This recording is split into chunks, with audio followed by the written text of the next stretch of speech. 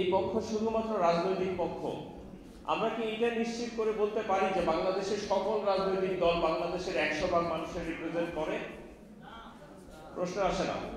বাংলাদেশে রাজনৈতিক দলগুলি যখন বলে প্রচারে জনগণ, আমি দুঃখিত, আপনারা মনে কিছু কষ্ট নেবেন না, আমি জনগণের প্রতিনিধি হিসেবে কথা বলতে চাই যে আমরা যখন দেখি যে পোস্টারের নিচে প্রচারে জনগণ, তখন সেই জনগণ কোন দিকে থাকে?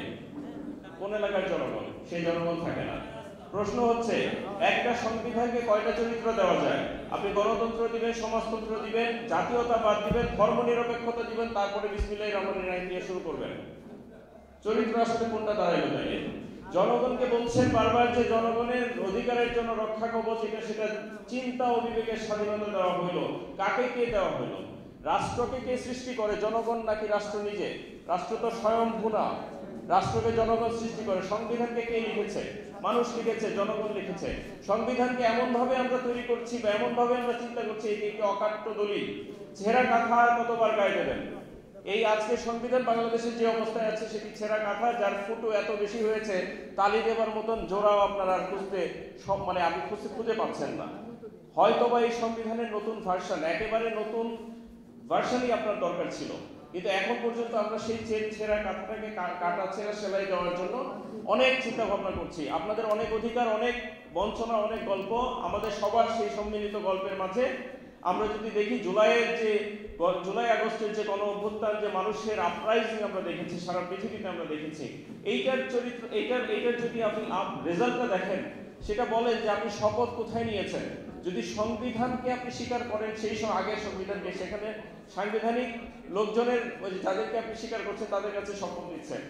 আপনি কি এভাবে চিন্তা করতে পারতেন না যে এই সংবিধান বাতিল করা হইল 5ই আগস্টের পরে?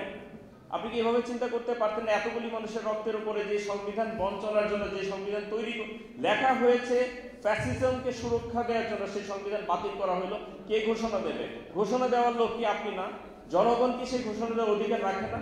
আপনারা যারা রাজনৈতিক দলের বিভিন্নভাবে প্রতিনিধিত্ব করছেন, কথা বলছেন, আপনারা কি এইটা জোর গলায় বলতে পারেন না যে এই কনস্টিটিউশন ব্যর্থ হয়েছে? এই কনস্টিটিউশনকে আর আপনারা জোরাতালি দিয়ে কেন আগায় নিয়ে যেতে চান? আমি শেষ কথা একটা কথাই বলবো, পৃথিবীতে কনস্টিটিউশনের দরকার কখন হয়েছিল এবং কনস্টিটিউশন কেন মানুষের জন্য দরকার? আপনার আমার অধিকারের জন্য বলছি। ম্যাগনা কার্টা থেকে শুরু করেন সেই 1216 সাল থেকে, অথবা 1660 সালে পৃথিবীর সর্বপ্রথম লিখিত সংবিধান যেটাকে বলা হয়, যেটা স্যান ম্যারিনোর, সেখান থেকে শুরু করে বাংলাদেশের 72, 74, 75, 80, 82, এখন যদি যত কথাই বলেন 2008 বা এখন যেটা বলছেন, এই সংবিধানের প্রয়োজন মানুষের জন্য কিনা? সংবিধান কি মানুষের জন্য কিনা?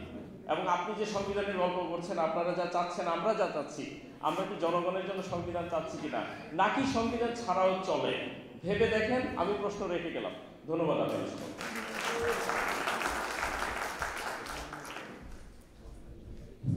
মৃত্যুঞ্জয়ী শহীদ সাথী বিপ্লবের মঞ্চে গিয়ে গেছেন জীবনের জয়গান। শাকিল বদলি দিতে চেয়েছিলেন বাংলাদেশের সমাজ ব্যবস্থা এবং ন্যায় বিচারের বাংলাদেশ প্রতিষ্ঠা করতে চেয়েছিলেন। এই মুহূর্তে বক্তব্য নিয়ে আসছেন আলমগীর হোসেন, সভাপতি, বাংলাদেশ প্রতিবন্ধী কর্মচারী সমিতি।